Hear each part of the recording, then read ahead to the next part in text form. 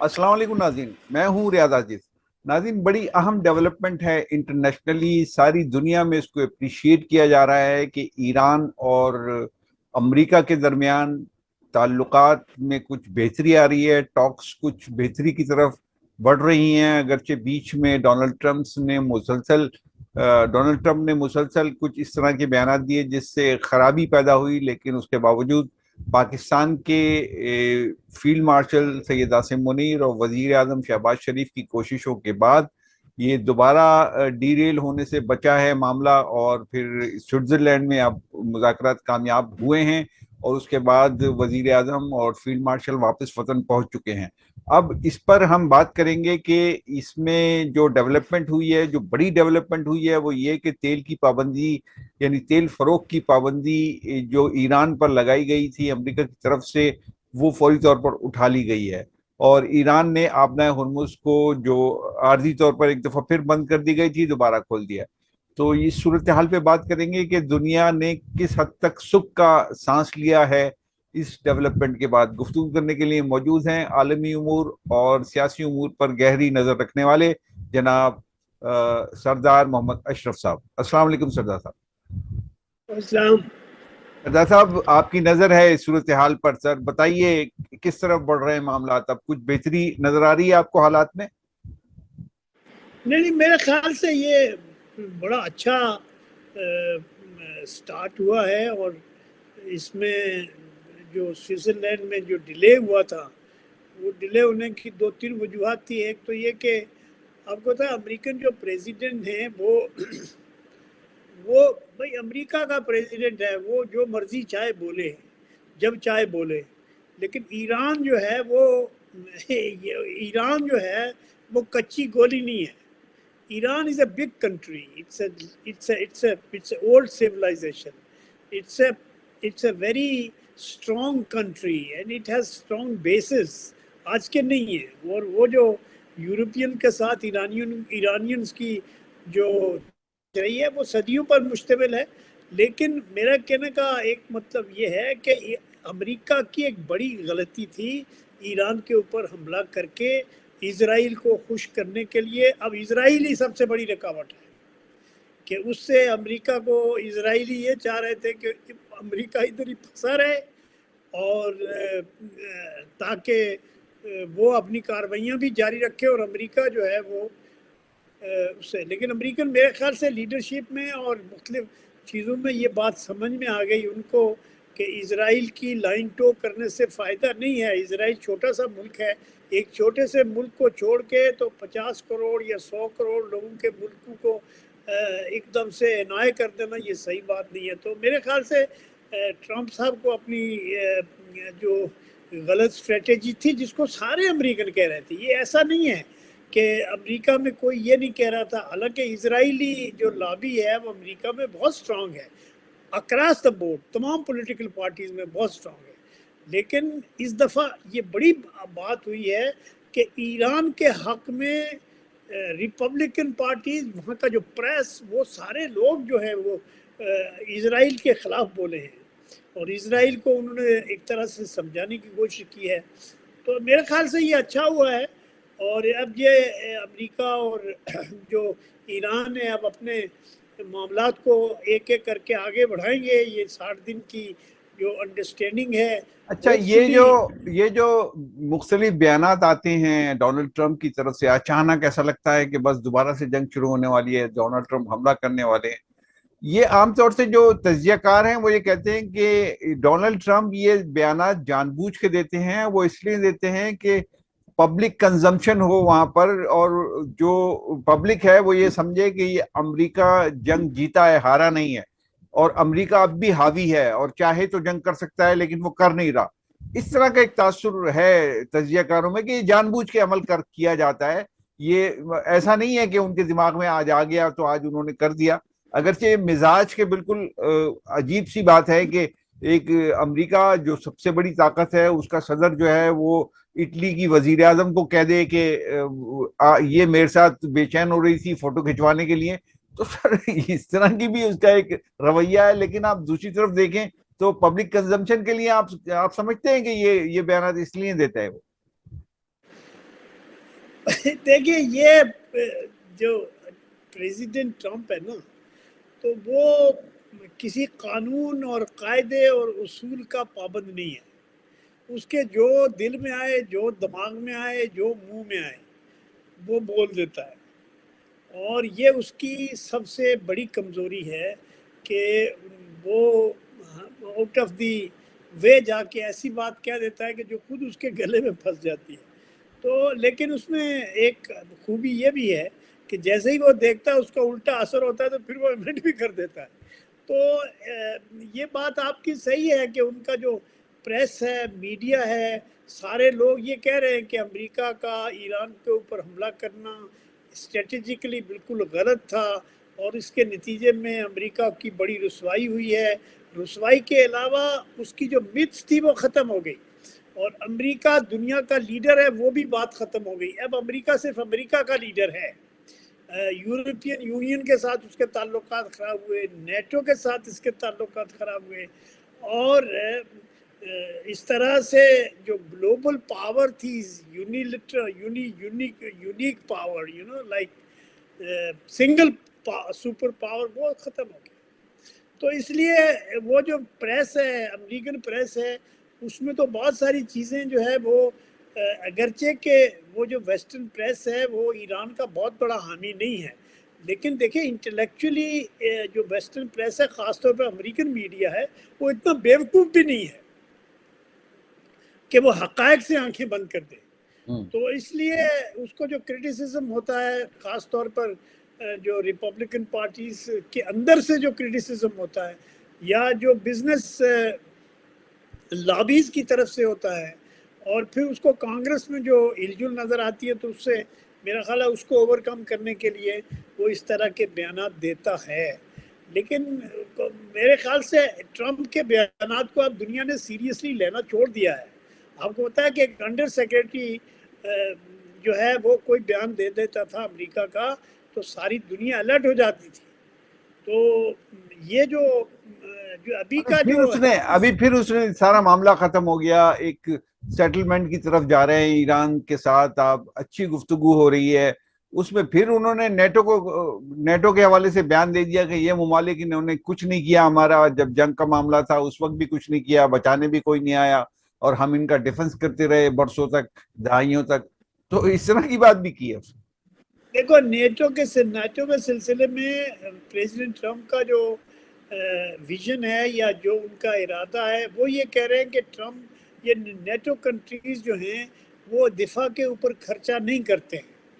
اور یہ صحیح بات ہے کہ جو نیٹو کنٹریز ہیں وہ ان کا ڈپینڈنس امریکہ کے اوپر بہت رہا ہے. لیکن ٹرمپ کے پچھلے دور سے لے کے اب تک جو ہے جرمنی خاص طور پر، فرانس خاص طور پر، برٹن ایون، جو یورپین کنٹریز ہیں وہ آہستہ آہستہ اپنی سچویشن کو، اپنے دفاع کو خود دیکھ رہے ہیں. تو اس لیے ان سے شکایتیں جو مرضی کرتے رہیں آپ، کیونکہ ٹرمپ صاحب کی زبان کے اوپر تو کسی کوئی روک ٹوک نہیں ہے، کوئی اصول نہیں ہے. تو وہ برٹن ان کا قریب ترین الائی ہمیشہ رہا ہے. جو کینیڈا ہے ان کا سب سے ڈیئر اور یہ سمجھو کہ وہ امریکہ کا سب سے قریبی اتحادی اور ساتھی رہا ہے ہمیشہ سے. لیکن اس کے ساتھ بھی تعلقات انہوں نے خراب کیے.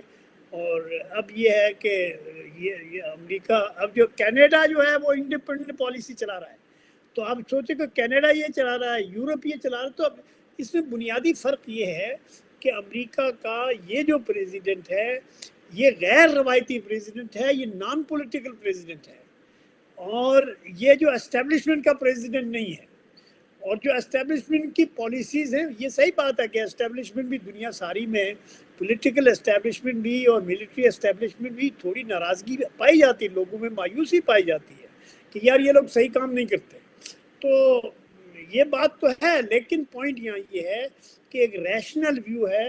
کلنٹن جیسا بولا، یہ جو اوباما نے بات کیا، اب وہ یہ کہہ رہے ہیں کہ اوباما سے کہ معاہدہ جو ایران کے ساتھ تھا اس کو یہ کرٹیسائز کر رہے تھے، اور اب جو ہے جو کچھ یہ دے کے گئے ہیں یہ اوباما سے بہت زیادہ ہے. بہت بہتر. اچھا ایک مجھے یہ بتا دیجئے کہ ایران کے اوپر سے تیل برآمد کرنے کی پابندیاں ہٹ گئی، اب یہ پابندیاں ہٹی ہیں تو یہ بتائیے مجھے کہ اوپیک پر اس کا کیا اثر پڑے گا، کیونکہ آئل پروڈکشن بڑھے گی ایران کی، اور اوپیک کنٹریز اس کو ظاہر ہے کہ اپنے طریقے سے مانیٹر کریں گے۔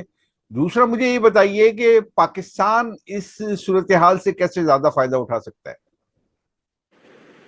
دیکھیے پاکستان ایران کا پڑوسی ہے، سمجھے قریب ترین پڑوسی ہے، یعنی we are just adjacent countries, two countries just adjacent, اور اس کے ایک ملک میں کوئی بات ہوتی ہے تو دوسرے ملک کے اوپر اس کے اثرات ہوتے ہیں۔ اور ایک بڑی کمیونٹی پاکستان میں اہل تشیع کی بڑی کمیونٹی ہے جو بنیادی طور پر ایران کی جو ریلیجس جو پاور لیڈرشپ۔ ہے اس کے حمایتی ہیں، اس کے حمایتی، اس کے سمپتھائزر ہیں۔ یہ تو نہیں کہا جا سکتا کہ جی وہ اس کے لیے لڑنے کے لیے میدان میں آ جاتے ہیں، ایسا تو نہیں ہے، لیکن بہرحال بڑی پاپولیشن ہے پاکستان کی، اور یہ ہائی لیول ہے، ایلیٹ ہے، یہ لوور لیول کا کوئی ورکر نہیں ہے، مزدور نہیں ہے، یہ ایلیٹ ہے، یہ رول کرتی ہے، یہ رولنگ ایلیٹ ہے۔ ایون پاکستان میں بھی ان کا بڑا اثر ہے۔ تو اس لیے پاکستان اور ایران کے درمیان تعلقات ہمیشہ سے اچھے رہے ہیں، پاکستان بننے سے لے کر 79 تک۔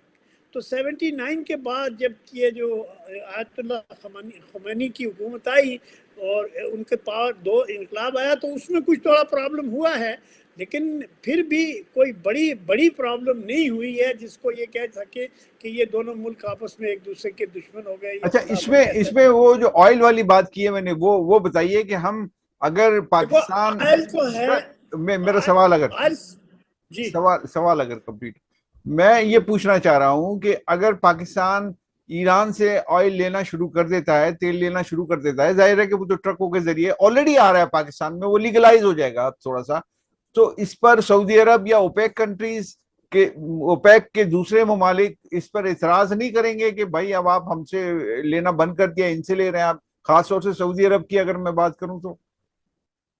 برادر، پاکستان ابھی ایک غریب ملک ہے، اور پاکستان جو ہے وہ ہمیشہ ادھار میں لیتا ہے، تیل پاکستان ادھار میں لیتا ہے، سعودی عرب بھی ادھار دیتا رہا ہے، کویت بھی ادھار دیتا رہا ہے، یا جو ملک سے بھی ہم لیتے ہیں۔ دیکھیے ہمارا پرابلم پتہ ہی یہی ہے کہ ہم کہتے ہیں چلو ٹھیک ہے آج رات گزار لو، آج یہ مہینہ گزار لو، یہ سال گزار لو، اگلے سال دیکھی جائے گی۔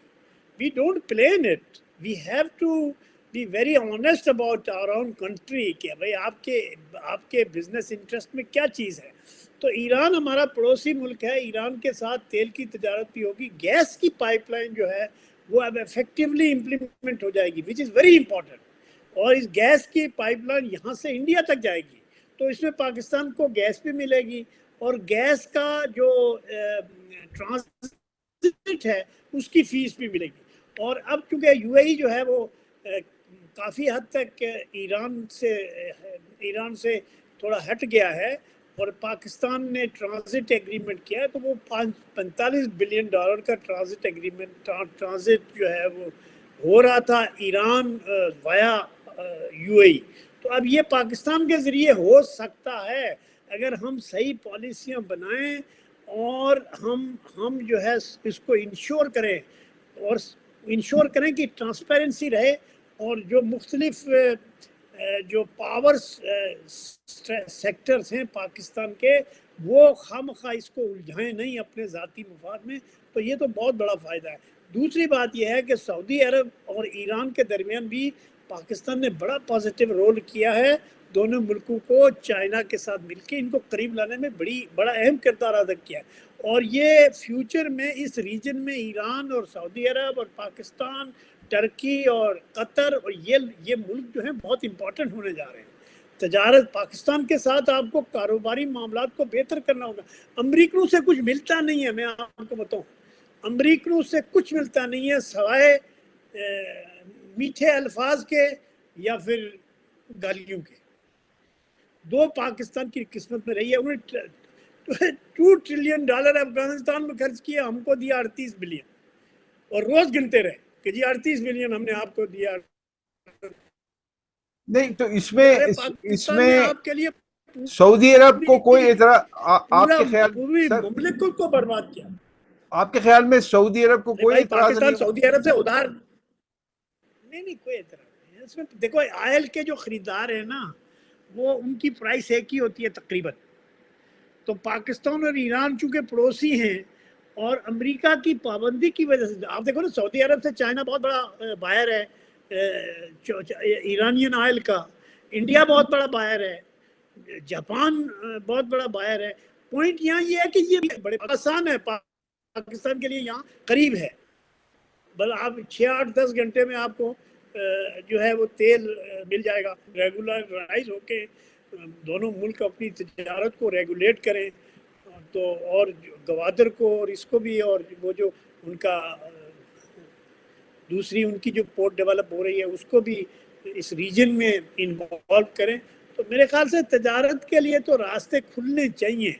لیکن میں نے جیسے آپ کو پہلے کہا تھا کہ دیکھیے تجارت کے راستے خالی خواہشات پہ نہیں کھلتے, یہ پالیسیوں سے کھلتے ہیں.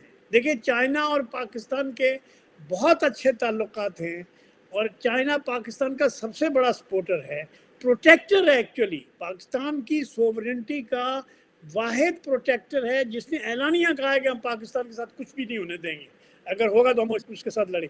لیکن اس کے باوجود تجارت تو خسارے میں ہے پاکستان کے. اس طرح آپ کو تجارت کے لیے طریقے بنانے پڑیں گے. جہاں ایران کی ابھی ریکنسٹرکشن ہونی ہے بہت بڑی. ایران کا $21 ٹریلین کا نقصان ہوا ہے اس جنگ میں اور 47 سال سے ایران جو ہے وہ پریشر میں رہا, پابندیوں میں رہا. تو ایران جو ہے وہ یہ بہت بڑی بات ہے. ایران کا سروائیول یہی اس کی جیت ہے. یعنی ایسے برے حال میں کہ 47 سال سے وہ ملک جو ہے کوئی مطلب ایران. میں آپ کو ایک بات بتاؤں, ایک دفعہ سعودی عرب کے کچھ بڑے لوگوں سے ہماری ملاقات ہوئی تو وہ کہہ رہے تھے یار ہم ایران نہیں جا سکتے کیونکہ اگر ایران جائیں گے تو ہمارا امریکہ کا ویزا خراب ہو جائے گا. آپ سوچو اتنی بات تھی. یعنی بزنس مین بھی ایران جانے کے لیے خوش نہیں تھا. وہ ڈرتا تھا کہ ایران جائے گا تو باقی یورپین کنٹریز جہاں وزٹ نہیں کر سکتا, امریکہ وزٹ نہیں کر سکتا. تو Iran was in a bad shape. تو اب ایران کے لیے راستے کھل رہے ہیں اور اس میں جو بڑی امپورٹنٹ بات ہے جس کو اللہ کرے کہ وہ صحیح ہو جائے اور اس ریجن کے جو کنٹریز ہیں یہ اپنی پالیسیوں کو کنسالیڈیٹ کریں اور کنسالیڈیٹ کرنے کے بعد اپنے معاملات کو اسی ریجن کے اندر بہت گنجائش ہے کہ اس کو کریں. وہ اگر کریں گے تو پھر اسرائیل کی جو شرارتیں ہیں اس کو بھی قابو پا لیں گے. ورنہ میں آپ کو یہ بتاؤں کہ اسرائیل کا, یو اے ای کا اور انڈیا کا جو نیکسس ہے وہ چھوٹا موٹا نہیں ہے. یہ تو میں آپ کو بہت دنوں سے ہم یہ کہتے رہے افغانستان کے کانٹیکسٹ میں اس کے اس میں. تو ایران ویری امپورٹنٹ کنٹری. میں آپ کو بتاؤں کہ اس میں بڑا اچھا ہونے جا رہا ہے. اگر ایران ایک سوال اور بڑا اہم ہے اس پورے ریجن کے حوالے سے جب آپ بات کر رہے ہیں. آپ نے یہ بھی کہا کہ گیس پائپ لائن اگر ہوگی تو پھر وہ انڈیا اس سے انڈیا تک جائے گی. تو انڈیا تو آلریڈی اس سے نکل چکا ہے لیکن وہ دوبارہ آنے میں بھی ٹائم نہیں لگتا, دوبارہ آ جائے گا اس پروجیکٹ میں. یعنی گیس انڈیا کو ضرورت ہے گیس کی بہت. اچھا وہ آ جائے, ممکن ہے کہ آ جائے. سوال میرا یہ نہیں ہے آ جائے گا, اگر آیا ہوا پہلے سر اگریمنٹ میں انڈیا وہ سوال میرا یہ ہے کہ اگر انڈیا نے اسرائیل کے ساتھ کوئی نیکسس بنایا ہوا ہے تو پھر ایران تو اس کو شامل نہیں کرے گا, یا پھر یہ کہ انڈیا اپنی فورن پالیسی میں کوئی تبدیلی کرتا ہوا نظر آ رہا ہے آپ؟ دیکھو ایران انڈیا جو ہے وہ مودی کے دور میں پھنس گیا ہے. در حقیقت مودی کی جو فارن پالیسی ہے وہ پرسنل ڈپلومیسی رہی ہے اور اس پرسنل ڈپلومیسی کی وجہ سے امریکہ کے اوپر ان کا انحصار بہت زیادہ ہے. وہ امریکہ کی گود میں بیٹھ گئے اور اسرائیل کو اپنا سب سے بڑا جو ہے وہ ہمدرد اور ساتھی اور مطلب پتہ نہیں کیا کیا سمجھتے ہیں. وہ یہ سمجھتے ہیں اسرائیل کے ساتھ تعلقات رکھنے میں فائدہ یہ ہے کہ ساری دنیا اسرائیل کا بڑا ہوا تھا نا. یہ تو بڑا اچھا ہوا ایران کا اور اپنے فلسطینیوں کا کہ انہوں نے ایران اور اسرائیل کی جو متھ تھی اس کو توڑ دیا. تو انڈیا جو ہے دیکھیے انڈیا بڑا ملک ہے اس کو ساری چیزوں کو بیلنس کر کے چلنا پڑے گا آئندہ تاریخ میں. تو آپ سمجھ رہے ہیں کہ فورن پالیسی انڈیا بہرحال بدلے گا یا بدلنی پڑے گی اس کو؟ دیکھو نا, ابھی آپ دیکھو نا کہ سب سے زیادہ سنب امریکہ کے اوپر اعتماد ہے ان کا. وہ امریکہ کے بہت, یعنی امریکہ سے ان کے جو ہندوستان کے 20 لاکھ آدمی میں سے 2 یا 2.5 یا 3 لاکھ آدمی انہوں نے زنجیروں میں باندھ کے, ان کو باندھ کے اسپیشل جہازوں میں ان کو بھیجا, ہتھکڑیاں لگا کے. تو انڈیا کچھ بھی نہیں کر سکا.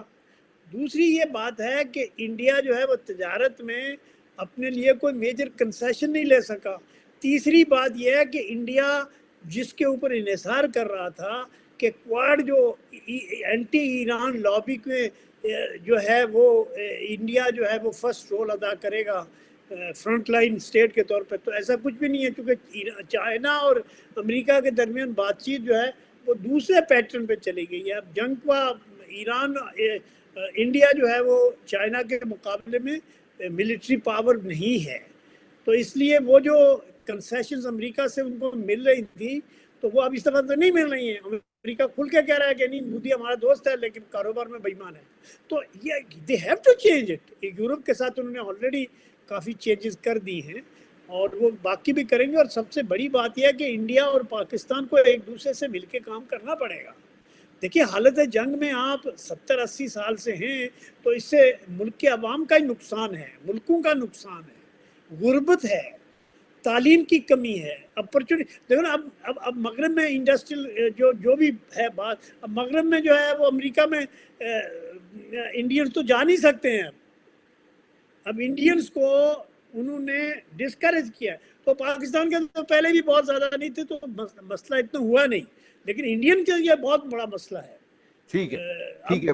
ابھی ویسٹ میں جو ہے وہ اتنی گنجائش نہیں. تو میرے خیال سے ان ملکوں کو جو اس ریجن کے ملک ہیں ان کو آپس میں اپنے ریلیشن شپ کو کلیسیفائی کرنا پڑے گا, اور ہوسٹیلٹی سے ہم تعاون کی طرف بڑھنا پڑے گا. پالیسیاں نہیں بنا, پاکستان کو سب سے زیادہ پاکستان کو بنانے کی ضرورت ہے. ٹھیک ہے, بہت شکریہ سردار اشرف صاحب, آپ نے گفتگو کی. ناظرین, یہ گفتگو آپ نے سن لی, میں اجازت چاہتا ہوں. اللہ حافظ.